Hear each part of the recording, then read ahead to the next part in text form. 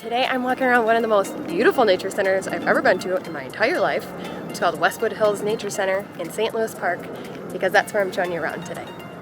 St. Louis Park is definitely one of my favorite suburbs. It's a first-ring suburb of Minneapolis, and it borders southwest Minneapolis, so you're close to the chain of lakes, and there are bike trails everywhere, and overall people there seem more laid back than they do in, say, like more affluent neighborhoods. It has like a small town charm and big city energy, and there's lots of shopping, lots of conveniences, lots of parks, lots of stuff to do, lots of like neighborhoods, so you kind of get a bit of everything. It attracts people of all ages, and it's only a 10-minute drive to downtown Minneapolis and about a 25-minute drive to downtown St. Paul. Of course, it's a western suburb, so it's close to other suburbs like Edina, Minnetonka, Hopkins, and Golden Valley. So you're close to all the employers there, as well as the ones in Minneapolis. If you're thinking about moving to St. Louis Park or anywhere in the Twin Cities, I would absolutely love to help. I know that it is super stressful, and I would love to take as much off your plate as I possibly can.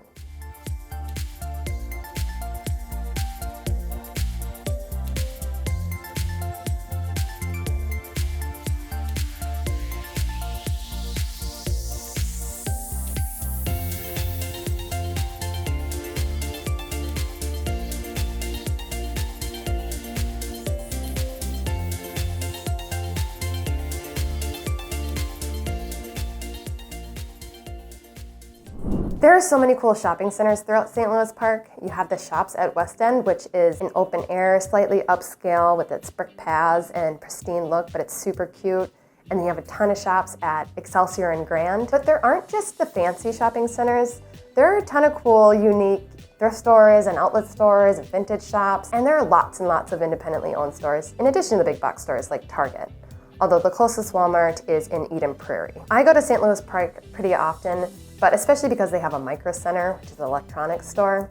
I think it's way better than Best Buy. They have a lot better selection, prices are better, and the people there are super helpful. A really nice thing about St. Louis Park is that the commercial areas are spread out. So in a lot of suburbs, it seems like the commercial areas are condensed into like one spot, but in St. Louis Park, it's spread out into different areas. So if you were to move to St. Louis Park, it's not like you're far away from everything if you don't live next to the one commercial area. It also has a ton of different grocery stores. There's Hy-Vee, Trader Joe's, Cub Foods, Aldi, Fresh Time, Lunds and Byerly's, and there's not a Whole Foods, but you can't have like every single one.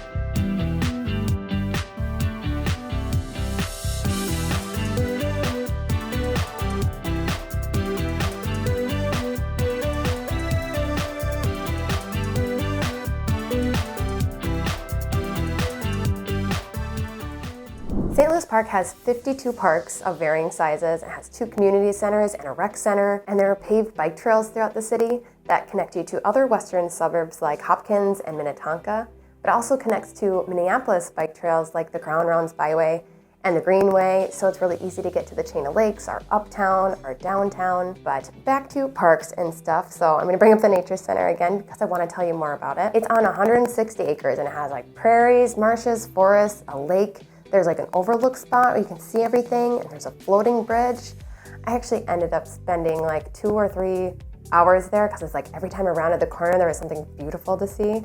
It's definitely awesome. Another park I would highly recommend is Wolf Park. So Wolf Park is right next to the rec center, so it can get kind of busy, but it's really spread out, so it doesn't ever feel overcrowded. But there are some sports courts there, a playground, a cute little pond with like trickling waterfalls. If you want to take your dog on a walk, Creekside Park is really really cool too. It's like a series of boardwalks along parts of the Minnehaha Creek, and although it's not a designated dog park, there are a few of those spread throughout St. Louis Park as well. You'll also find a lot of sports courts and fields throughout St. Louis Park, including pickleball courts, which I'm finding is a lot more common in the Twin Cities than I realized. But there's also baseball and soccer fields, basketball courts, tennis courts, and there's an indoor and an outdoor skating rink, and also a water park. If you're more interested in different art activities, St. Louis Park is relatively well known for its art initiatives, and there's actually an organization called the St. Louis Park Friends of the Arts, and they have an art fair every January to showcase the artwork of all the residents of all ages and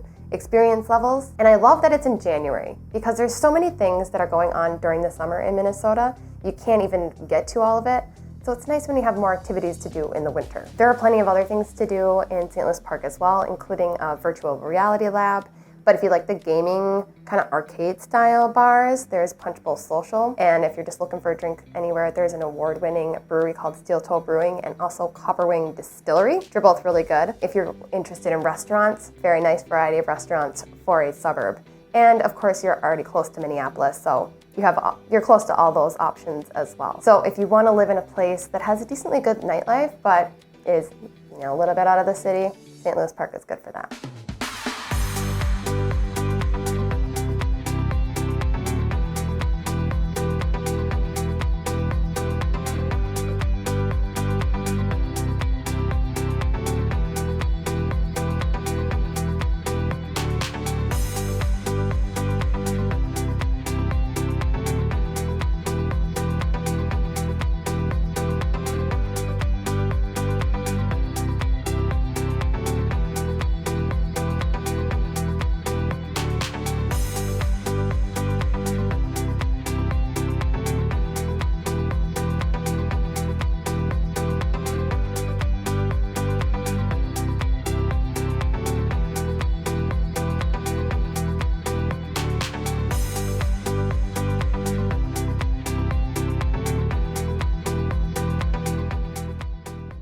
St. Louis Park is part of the St. Louis Park Public School District, and it has 4 elementary schools, 1 middle school, and 1 high school. And one of the elementary schools is actually a Spanish immersion school, which I think is really cool if you want your kid to start learning Spanish early. Another cool thing about the schools in St. Louis Park is that they've all received the Blue Ribbon Award for Education.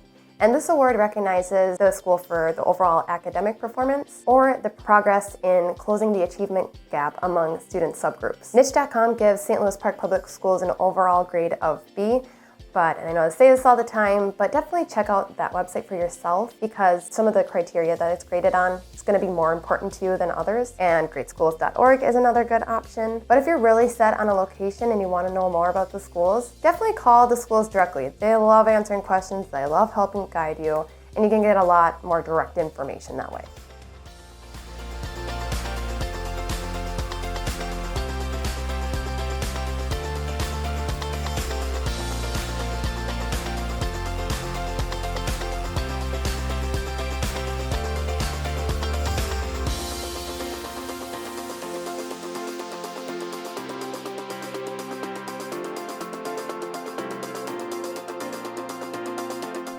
Most of the homes were built between 1950 and 1960, but the home construction has been pretty evenly distributed from 1940 to 1990. About 59% of residents own their home, which is actually a slight decrease from last year, but that's only because they started building a lot of rental buildings there. If you're looking to buy, the median sales price in St. Louis Park for all property types, townhomes, condos, and single families, is $375,000, which is higher than that of the Twin Cities at $365,000. And if you're looking at only single-family homes, the median sales price is $407,000 and $400,000 respectively. There are lots of housing options, from spacious condos to modest single families to luxury homes with nice waterfront views. And if you're looking to buy in St. Louis Park and you want, say, an updated 3-bed, 2-bath, I would go in with the expectation of paying at least $350,000. But if you're okay with a 2-bed, 1-bath, that may or may not be updated, you can definitely find some options for under $300,000. Be careful if you get really excited about seeing a condo that's $120,000, because I've noticed the HOA fees in St. Louis Park tend to be higher, ranging from $300 to $800. So if you get excited about a low-priced condo, take a peek at that HOA fee because it might be pretty high.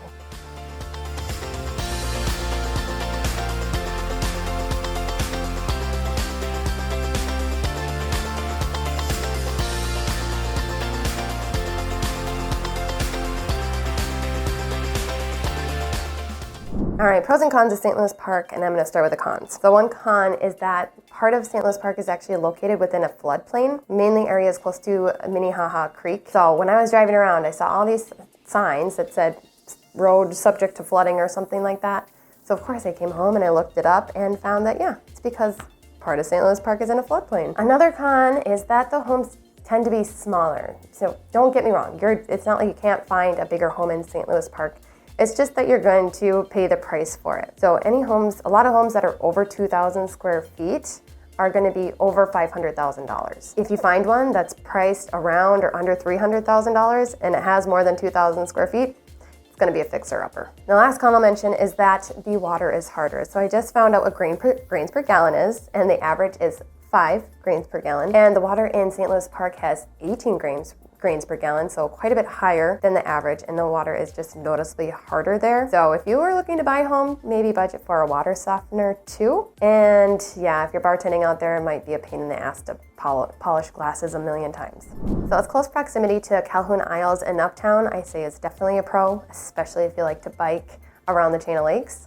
Which is another pro, is the bike lanes and trails that not only lead to different bike trails in Minneapolis, but also to western suburbs like Hopkins and Minnetonka. And the last pro I'll say about St. Louis Park, the thing that I probably love the most is that it has a little bit of everything. Nightlife, and the outdoor spaces, different things to do, a nice art initiative. You can really choose your activity based on your energy levels and your mood that day. If you're like, I want to be around a lot of people, I'm gonna go to the shops at West End, or I'm gonna bike to Uptown.